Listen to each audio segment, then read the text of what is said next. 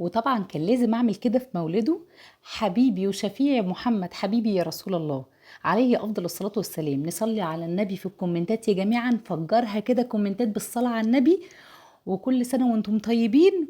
وقولي لي بقى مين زي النهارده عمل محشي كده، وتعالوا هنعمل طريقة محشي قمر بتركات فظيعة جدا مع تتبيلة فراخ مشوية رهيبة. وايه ده؟ مندي محشي يا جماعة، بجد هو ده بقى المندي المحشي. شوفي طريقة التسوية، الاتنين متساويين مع بعض وفي الفرن. يلا نصلي على النبي عليه افضل الصلاة والسلام ونشوف طريقتنا ايه. اول حاجة هنجهز التتبيلة معانا بتاعة الفراخ المشوية. استخدمت هنا بصلتين في الكبة مع طماطمايه، ضربتهم مع بعض، وبعد كده نزلت عليهم بمعلقه صغيره من هريسه الشطه لو موجوده، ونزلت بمعلقه صغيره كده مليانه من الفلفل الاسود، وكمان نزلت برشه بسيطه كده من الكزبره الناشفه بتدي طعم تحفه جدا، رشه بسيطه من الحبهان البودر، ورشه من ورق لورا المطحون، وكمان معلقه سكر كبيره، واستبدليها بالعسل، ولو العسل يبقى افضل كمان، عسل ابيض او عسل اسود مفيش مشكله. وكمان نزلت بمكعب من المرقه، وده اختياري بس بيعزز النكهه جدا. وكمان نزلت معايا ظبطي بقى الملح، وثلاث معالق كبار من دبس الرمان.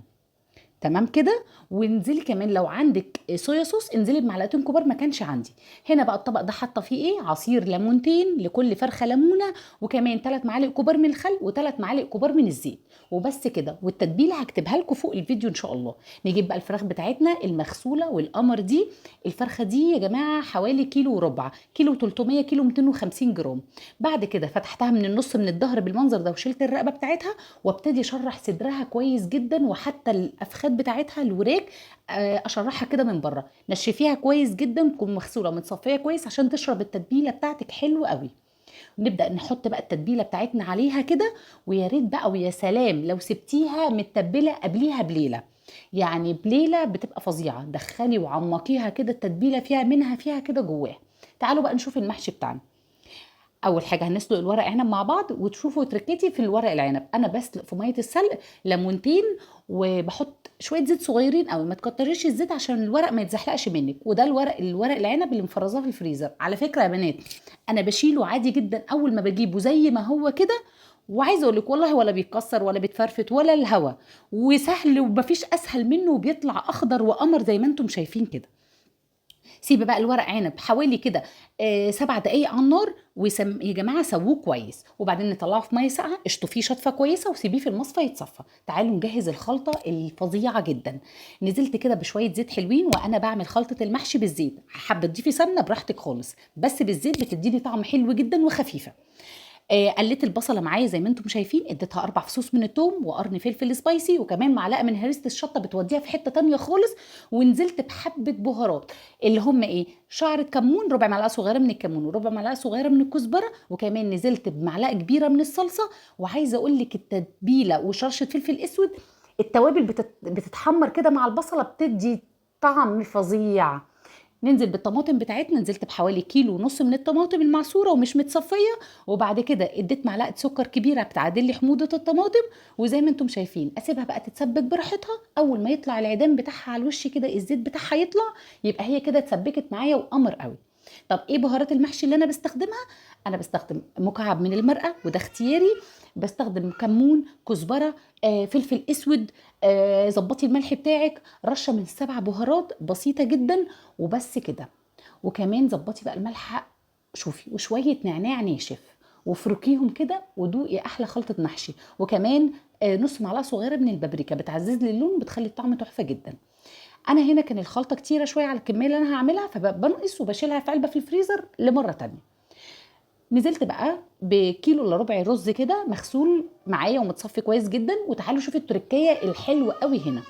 في الاخر يا جماعه بديله بصلايه مضروبه في الكبه مع طماطمايه مع قرن فلفل سبايسي، وكمان كل التوابل اللي حطيتها، كمون، كزبره، فلفل اسود، ملح، بحطهم على المحشي كده في الاخر. وبحط بعد ما اطفي النار بدي الرز تشويحه الاول. انا بحب ادي الرز تشويحه بتتشرب لي كده الصلصه وبتبقى فظيعه وخطيره.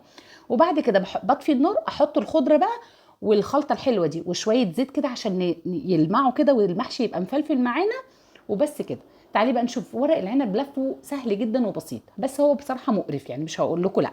بتحطي شويه كده على الوش، والمهم ان انت تضغطي على الصباع كويس جدا وانت بتلفي عشان ما يفكش معاكي. وبتقفلي من الجنب ده ومن الجنب ده وتلفي بس كده اهو. بنقفل من الوش كده ومن الجنب ده ومن الجنب ده وتروحي لفه، بس تضغطي وانت اضغطي كده عشان يطلع متماسك معاكي بس كده. اروح بقى افرش في الارض كده واروح اكمل الحشو واجي لكم. بصوا بقى، اختصرت الحته هنا. انا هسوي المحشي بتاعي النهارده في الفرن.